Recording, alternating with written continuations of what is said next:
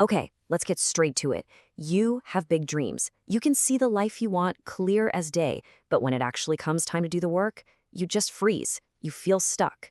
If you're ambitious but feel completely trapped by inaction, then this is for you. We're going to dive into this, no nonsense, and figure out how to get you moving. Yeah, that's a harsh way to kick things off, but honestly, it's a necessary dose of reality. People who don't act on their ambitions, who kind of let life just pass them by, they risk being forgotten. It's a tough truth, for sure, and it's one we've got to face head on if we're serious about changing our path. But here's where it gets really interesting. What if this feeling of being lazy isn't about laziness at all? What if it's not some character flaw, but actually a deep-seated psychological pattern?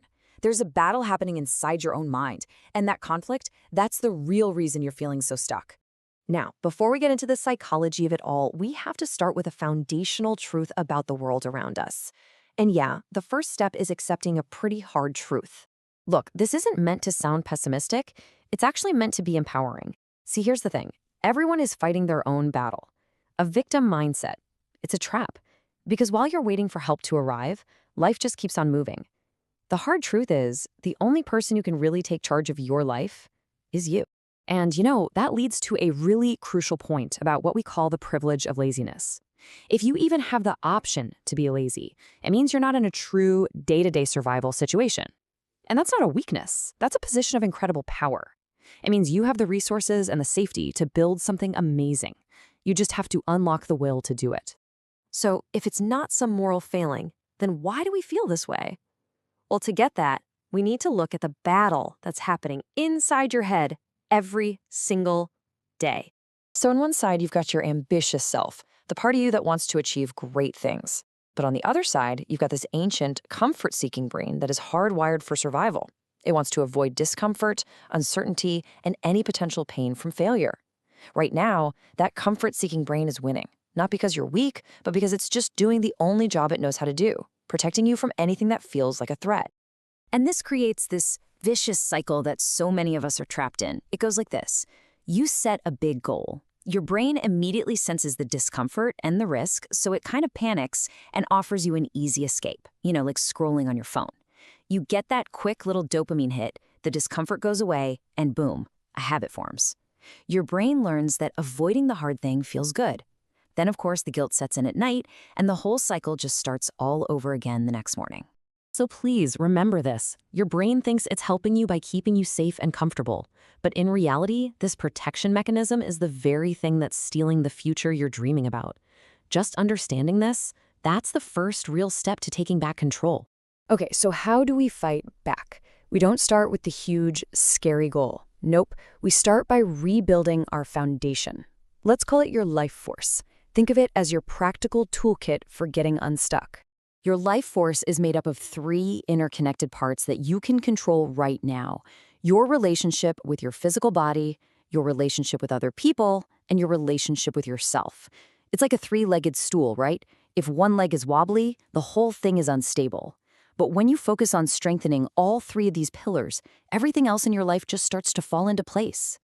And here are some concrete things you can do immediately. For your body, move it every day and eat real, nourishing food. For your relationships, when you feel like shutting down and isolating, do the exact opposite. Connect with people. For yourself, connect through things like journaling or even just sitting in silence for a few minutes. And please, don't underestimate the power of your environment. A clean room really can lead to a clearer mind. All right, once your life force is getting a little stronger, it's time to build a system for progress. And this is where we have to just throw out a common myth about achievement. If you're waiting around to feel motivated, you are going to be waiting forever. Motivation is just a feeling. It's fickle. It comes and goes. It's totally unreliable. You cannot build a life on it. You don't need motivation. What you need is discipline. And the good news is, discipline isn't something you're born with. It's a muscle that you build, one small action at a time. So how do you start building that muscle? You start ridiculously small. Don't try to change your entire life overnight. Just commit to 15 minutes of focused work. That's it. The point isn't to finish the project. The point is to prove to your brain that the discomfort won't actually kill you, because it's that consistency that builds habits, and it's those habits that are going to build your life. This brings us to a huge secret of productivity. Successful people don't have more willpower, they just have better systems. They literally design their environment to make focus the default option. So put your phone in another room, clean your desk, protect a block of your time like it's sacred. Your goal is to make it harder to get distracted than it is to just do the work. And let's be totally honest with ourselves here. Watching videos and reading articles about productivity, yeah, even this one, can feel like you're making progress. But a lot of the time, it's just a really sophisticated form of procrastination. You don't need more information. You already know what you need to do. It is time to stop consuming and start executing. And finally, all of this builds up to the single most important step of all, changing the story you tell yourself about who you are. Your brain believes the stories you tell it. So if you constantly repeat, "I'm lazy," you will act like a lazy person. But lazy is just something you've been doing. It's not who you are. You have the power to change that narrative, starting right now. Because your identity isn't defined by your last action, it's defined by your next one. This requires a complete mindset shift. That comfort-seeking brain we talked about, it is terrified of failure. But you have to stop being afraid of it. Every successful person you look up to has failed more times than you've even tried. The real enemy isn't getting it wrong. The real enemy is not even trying in the first place. Remember that. Failure is just data. Inaction is the dead end. So let's bring this all home. You are not broken.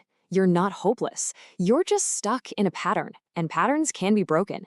Ambition without action is just a fantasy. It's time to stop dreaming and start building. Not tomorrow, not when you feel ready, but right now. So I'll leave you with this one question. What is the one small, imperfect action you will take the second this is over?